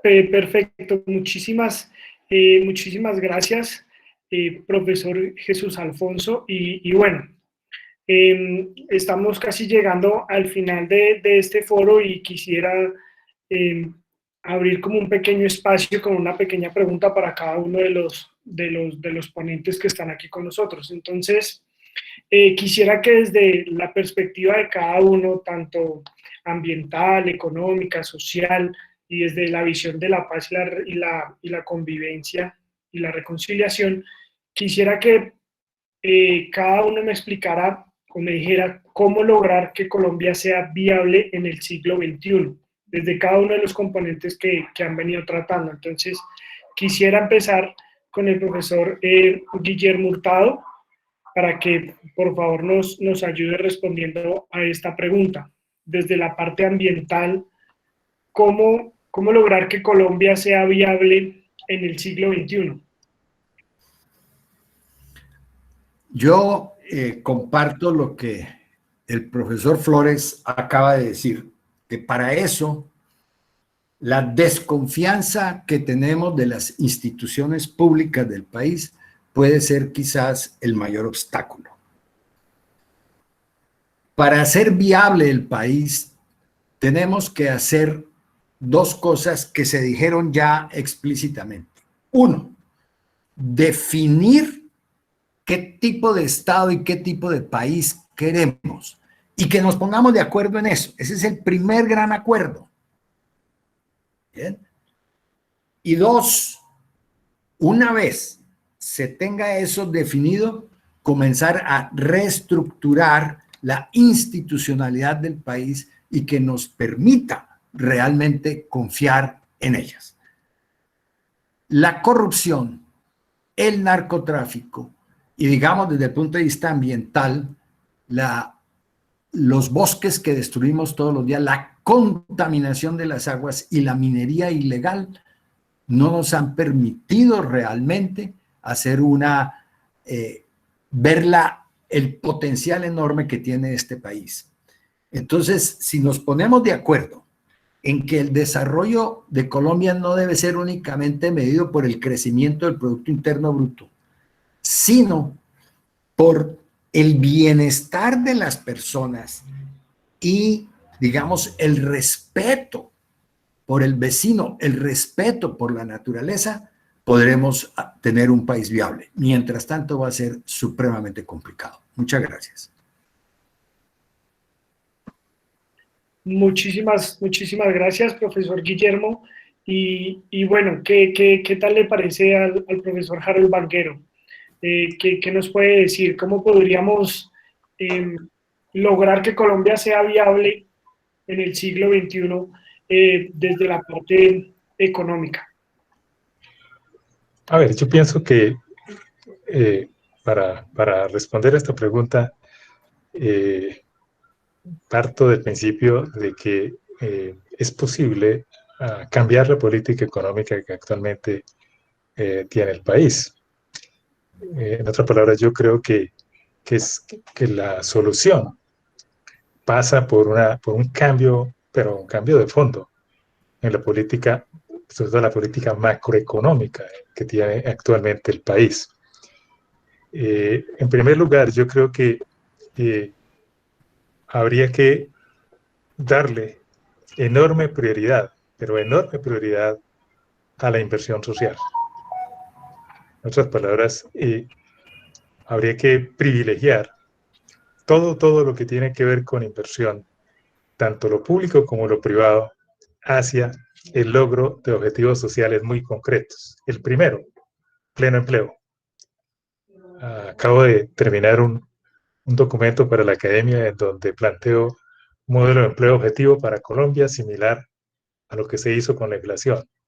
Y es no que el empleo sea una consecuencia de el crecimiento económico, no, que el empleo sea un objetivo, el pleno empleo sea un objetivo y orientar toda la política de inversión, tanto pública como privada, hacia el logro de ese objetivo. Eso es bien importante. Yo considero que la mayor crisis en Colombia en este momento es el problema del desempleo y de la informalidad que tenemos en el empleo. Eso, por ahí comenzaríamos a resolver buena parte del problema, porque yo creo que en la medida en que generamos empleo y ese empleo le da ingresos a las personas, le va creando oportunidades para que por sí misma salga de la pobreza. Porque yo no creo mucho en este modelo asistencialista de resolver la pobreza por la vía de darle un mercadito, no sé, yo no creo en eso. Yo creo que lo que hay que es tratar de crear en las personas el potencial y las potencialidades para que por sí mismos salgan de la condición de pobreza.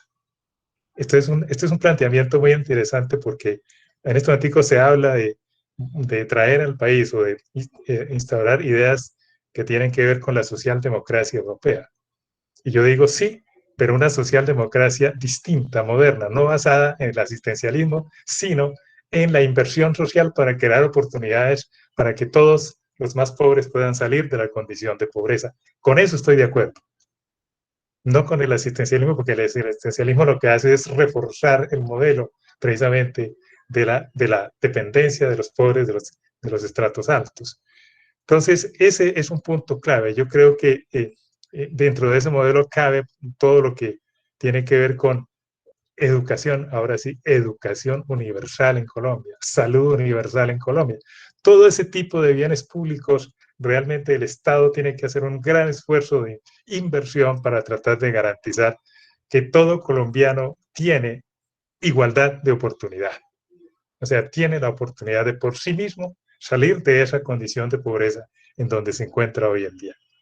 En lo que se refiere a lo ambiental, me parece que es muy importante que en Colombia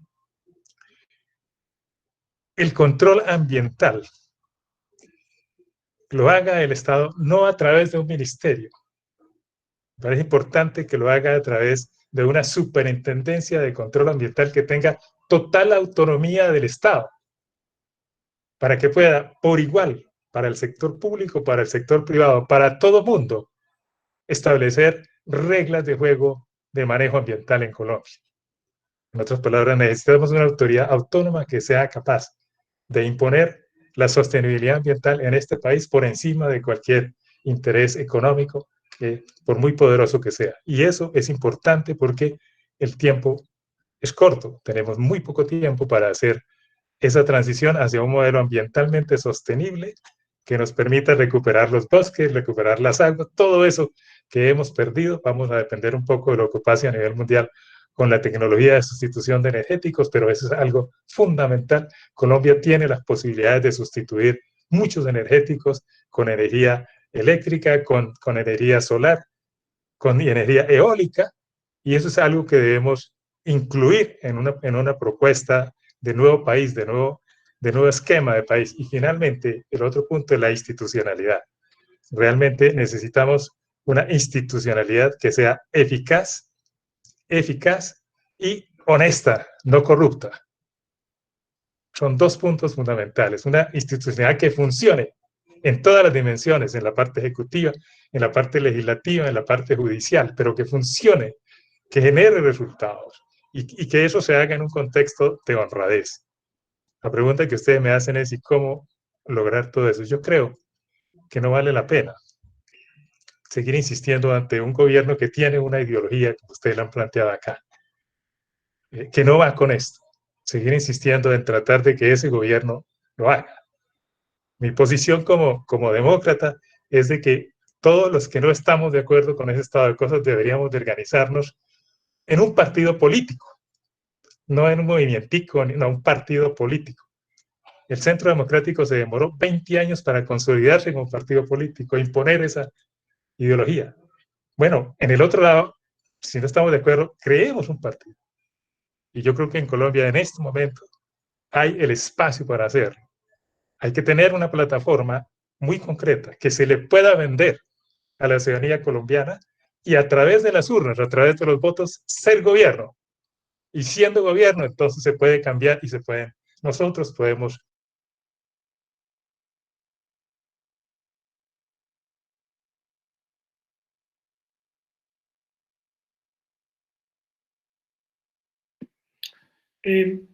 Perfecto. No sé si el señor Harold terminó la intervención. No lo escucho en este momento. Perfecto. Listo. Entonces, muchas gracias. Bueno, señor. Perfecto. Entonces quisiera darle paso también al señor Gilberto Aristizábal para que me cuente un poco de cómo podría ser, de cómo podríamos lograr que Colombia sea viable en el siglo XXI, señor Gilberto. Bueno, en las 4 intervenciones está claro los elementos que nos llevaron a esta crisis, desde lo ambiental, lo económico, el problema, la paz y el problema social que tiene este país. Se ha dicho que gran parte de los problemas que existen hoy en día es el incumplimiento de las élites frente a los reclamos y problemas de las grandes masas de la población. Históricamente, el primer gran traición que se le hizo a una protesta popular fue la revolución de los comuneros. Después de haber pactado, de haber llegado a arreglos, masacraron por orden del obispo virrey a los comuneros. Y así, históricamente, ya había dicho yo, los criollos que se independizaron de España le incumplieron a amplios sectores de la población. Vimos cómo los intentos de hacer reformas agrarias, que hemos tenido 2 grandes, la del 36 y la del 61, no se cumplió, no existía ese interés y esa vocación de hacer reforma agraria, y la raíz de muchos de los conflictos y de la violencia que tenemos está en esos incumplimientos. Recuerdo muy bien que cuando en los años 50 y 60 empieza el proceso de modernización de los países llamados del tercer mundo subdesarrollado, unos de los elementos que los teóricos del capital decían como obstáculos para este proceso de modernización era la existencia de clases terratenientes ligadas al pasado y que vivían de privilegios, y era el mayor obstáculo para el cambio, y por eso estimulaban los programas de reforma agraria que no se cumplieron en América Latina. Entonces, hay toda una serie de elementos allí que nos empiezan a mostrar el panorama y a visualizar cuál sería como el camino a seguir. Quería hacer 2 comentarios de algo que dijo Guillermo, complementarle cuando habló del problema ambiental. Hay un elemento clave allí para mí, que es los efectos de la llamada revolución verde, que aunque fue muy efectiva para mejorar la productividad del campo, no cumplió los objetivos que tenía. La revolución verde se la le vendieron al mundo esa idea sobre la base de que a través de ella se iba a acabar el hambre en el mundo y la pobreza. No se acabó el hambre ni la pobreza. Ambos fenómenos han crecido, pero sí sectores privilegiados, las multinacionales que producen los agroquímicos, se enriquecieron y se volvieron muy poderosas y le han hecho un daño muy grande al medio ambiente. Entonces, es un problema allí de volver a la agricultura limpia. Y Colombia tiene grandes posibilidades de producir una agricultura, unos productos libres de agrotóxicos. Entonces, era un elemento que quería decir. Algo de Harold, pero ya se me olvidó en este momento un comentario que iba a hacer sobre Harold. No lo anoté y entonces ya no me acuerdo. Pero bueno, sobre esta base, ¿cuál sería, digamos, como mi resumen? Y un poco recoge lo que han dicho Harold y Guillermo. Necesitamos un cambio, pero un cambio real, un cambio verdadero. Esta sociedad no aguanta más continuar con un modelo que es depredador tanto del medio ambiente como de los humanos, de los grupos humanos. Lo está llevando a unos niveles, digamos, de condiciones sociales, económicos muy deprimidas, y eso no puede continuar. Entonces, se necesita un cambio del modelo, ¿sí? Todos estos intentos de resolver los problemas con paños de agua tibia, como se dice popularmente, no sirve. El cambio tiene que ser total, profundo. Y dentro de la idea que expresó Harold de un partido, yo creo que allí hay mucha verdad. Si nosotros no cambiamos, digamos, ¿cuál es la idea que yo he tratado de expresarlo? Es que el establecimiento y la élite en el poder ha construido un régimen corrupto que se sustenta en la ilegalidad. Hay una periodista que ha hecho buenas investigaciones y alcanzó a presentar un par de programas cuando tenía Semana en Vivo, nos mostró cómo existen unos clanes políticos apoyados en la ilegalidad, contrabando, narcotráfico, la captura del Estado para los contratos, y cómo a partir de ese mecanismo han capturado al Estado, y entonces muchos de esos clanes pues están en el Congreso, están en el gobierno. Entonces, la idea de un partido es importante porque es la oportunidad de que llegue gente al gobierno y al legislativo de los distintos niveles con otros valores, con otras actitudes y con una vocación de cambio y de servir. Eso sí es importante. Si no hacemos ese cambio, si mantenemos el mismo Congreso manejado por clanes corruptos, no vamos a ninguna parte. Entonces, la idea de Harold es interesante. No podemos mantener esta estructura política que nos está dominando. Eso sería brevemente. Tendría muchas cosas, pero con eso creo que expreso la idea central. Perfecto, doctor Gilberto, realmente muchísimas gracias. Y bueno, la última intervención que tendríamos sería del doctor Jesús Alfonso Flores, y quisiéramos que desde la visión de la paz, la convivencia y también la reconciliación, nos cuente cómo lograr que Colombia sea viable en el siglo XXI. Bien, gracias. Pues es una pregunta difícil, ¿no? ¿Sí? Y se han dado pues aportes de los anteriores expositores que creo que son muy buenas, todas las comparto. Y quiero complementar alguna idea más de lo que ya se inició. Yo creo que este país es viable si nos reconciliamos con el campo. Es decir, primero, si la sociedad entera ve en el campo la posibilidad de tener un proyecto sostenible.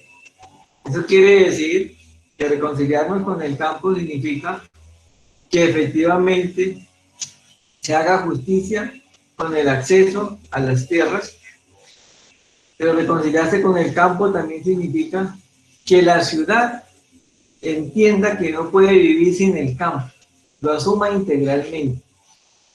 que la ciudad no tiene agua si los indígenas no están protegiendo los páramos y todas las fuentes de agua como los demás, que la ciudad no tiene comida, como hoy lo estamos constatando, ¿sí? Si no hay esa clara comunicación con lo rural. Entonces creo que eso es lo interesante. Si no vamos hacia el campo, ¿qué pasará? Que mucha gente va a seguir sin posibilidad de comida, porque la forma como está organizada las ciudades en el país y esa desconexión estructural con el campo, pues hace inviable estas grandes cantidades de personas concentradas en esas áreas, dedicados prácticamente a los servicios, ¿sí? A la poca industria que hay, como mencionaba ya el profesor Harold, ¿cierto? Y los demás a no saber de dónde coger. Entonces, reconciliarnos con el campo es cómo hacer que volvamos efectivamente a trabajar el campo. Pero eso significa que haya condiciones para que habitemos el campo, vivamos el campo, ¿cierto?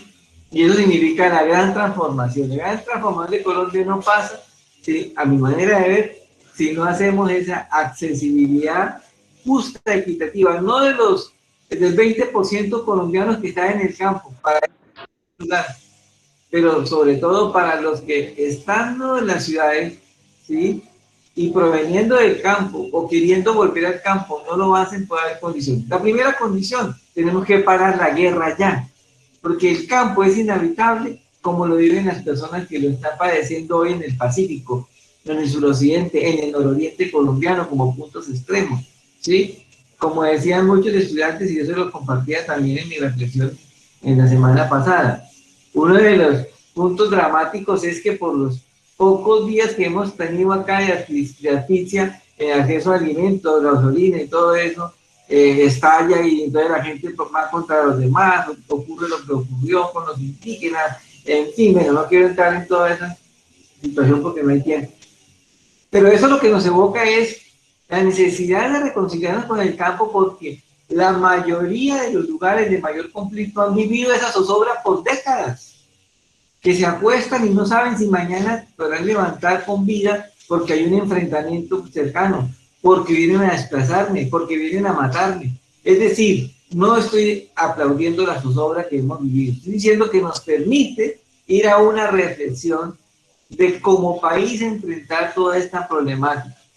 Entonces creo que esa es como la principal posibilidad de viabilidad de reconciliarnos. Segundo, comparto totalmente el tema de la institucionalidad política y que con una reflexión, es que el bicentenario de este Estado que se ha creado, estos 200 años ya largos, ¿cierto? No han estado orientados por una ideología diferente a la que tenemos y que se ha concentrado mayoritariamente en ella, ¿cierto? Entonces, ¿qué tenemos que superar frente a lo político?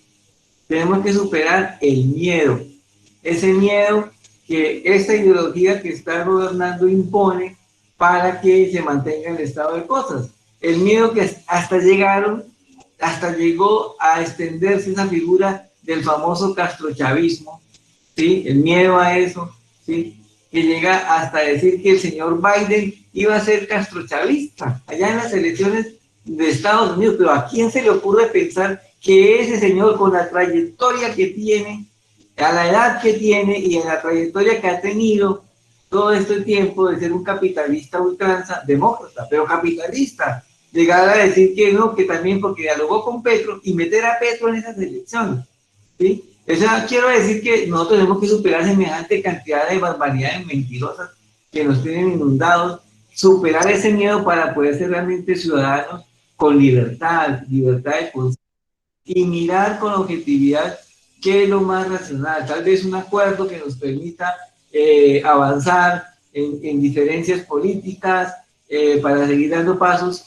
pero, y el tercer elemento, y con eso termino para esta reflexión, es viable si superamos esa mentalidad mesiánica, ¿sí?, de pensar que o la religión nos va a salvar y va a venir alguien que nos salva, o nos va a salvar un nuevo figura como se pretendió, o continuamente se ha tratado de reiterar eso, el último gran Mesías fue el de 2002 al 2010, ¿cierto? El que iba a acabar con toda la delincuencia y que esto se iba a transformar.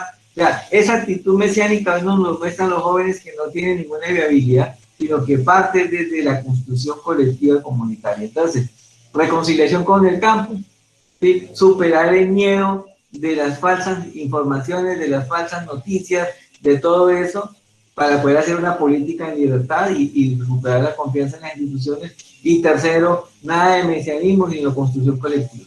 Gracias. Perfecto, doctor Jesús Alfonso, muchísimas gracias. Y bueno, antes de concluir, quisiera abrir un pequeño espacio, unos minuticos, que creo que el doctor Harold Vanguero no alcanzó a terminar su intervención. Entonces, si tiene algo más para aportarnos y decirnos, con mucho gusto, unos minuticos antes de dar el cierre. No, yo creo que terminé más o menos justo a tiempo. El último mensaje mío es muy importante, mire, y lo complemento.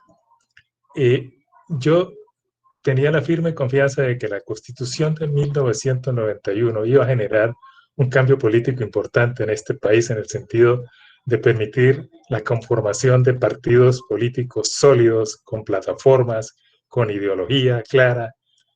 Desafortunadamente lo que yo veo es una atomización de una cantidad de pequeños movimientos, tanto en el lado de la derecha como en el lado de la izquierda, que precisamente se han armado alrededor del nombre de personas, o sea, los ismos, y no alrededor de planteamientos sobre proyectos país. Mi propuesta es que armemos un proyecto país con estas ideas que hemos esbozado aquí, lo vendamos a la ciudadanía, pero para poder hacer eso yo creo que se requiere tener un partido político sólido que defienda esas ideas y que sea capaz de crear un nuevo grupo político. Y yo digo un grupo, no una persona, sino toda un conjunto de personas que comparten ese planteamiento, venderlo a la ciudadanía y ser gobierno, porque de lo contrario eso no va a poder. Y mientras no cambien las condiciones objetivas en lo económico y social en Colombia, va a ser muy difícil consolidar un proceso de paz. Es crítico, o sea, mientras, digamos, los que están en contra del actual gobierno no vean que hay condiciones objetivas y hay una tendencia por lo menos a que esas cosas cambien en la realidad, va a ser muy difícil que acepten un nuevo proceso de paz. Con eso remato. Gracias. Perfecto, muchísimas gracias de nuevo a todos nuestros panelistas que nos acompañaron en esta mañana, al profesor Guillermo Hurtado, al profesor Harold Vanguero, al doctor Gilberto Aristizábal, al doctor Jesús Alfonso Flores. Realmente muchísimas gracias, estamos muy agradecidos, y en el chat también las personas han demostrado estar muy agradecidos con todos ustedes por ayudarnos a formar estos espacios de reflexión y de diálogo que realmente nos ayuda un montón en estos momentos de crisis el cual atraviesa el país. Quiero también recordarles a las personas que nos están viendo que el foro está siendo grabado y va a ser publicado en el YouTube de la Universidad Autónoma de Occidente. Entonces, para las personas que de pronto se perdieron alguna parte o quieren volverlo a revisar y demás, van a poder verlo por las redes sociales. Y de nuevo, bueno, muchísimas gracias a todos ustedes por acompañarnos en este día, y bueno, recuerden que la Universidad Autónoma de Occidente es una universidad de la comunidad y para la comunidad. Muchísimas gracias por su participación, y bueno, esperamos vernos en otros momentos de reflexión como este para poder seguir dialogando un poco más. Nuevamente, mil gracias y que estén muy bien. Muchas gracias. Gracias, muchas gracias. Muchas gracias a todos, muy amables. Muchísimas gracias. Muchísimas gracias a todos. Un fuerte abrazo. Muchas gracias, un abrazo.